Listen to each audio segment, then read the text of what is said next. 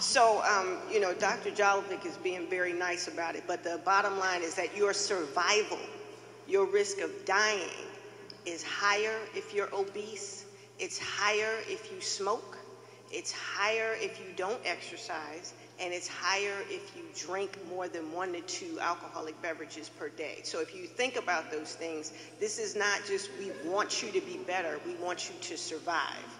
And these are the things that you need to focus on in terms of what risk factors you can control.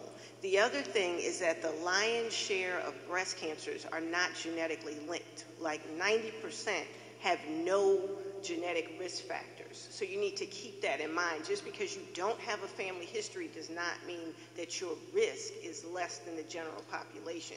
You are still in that 1 in 8 risk. 1 in 8 women will be diagnosed with breast cancer in your lifetime. You are not eliminated from that if you don't have a genetic link. So you have to focus on the risk factors that you can control. So diet, exercise, no smoking, moderate to minimal alcohol, which for us on this panel is very difficult. But you just or waiting until 5 p.m. is difficult. So you have to work with the things that you can control your risk factors on. If you have a genetic risk, then we know we need to keep an eye on you. But if you don't, the factors, and in the African American community, we all know that we have issues with too much fried foods, too much salt pork, too much, not eating enough fresh greens, not cooking the greens to death and getting all the nutrients in the water and not in your mouth.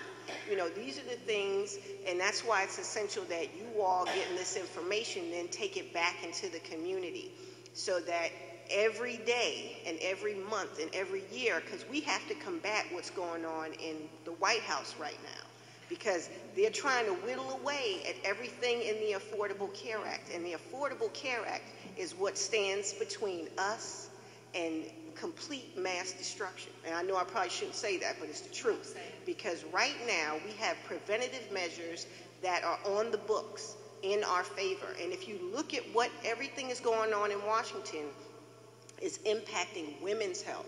They haven't said anything about prostate health. They haven't talked anything about erectile dysfunction, but they are whittling away at our rights as women. So and voting and making sure that you contact your Congress people when these things about destroying the Affordable Care Act, this is impacting us directly. So just keep that in mind.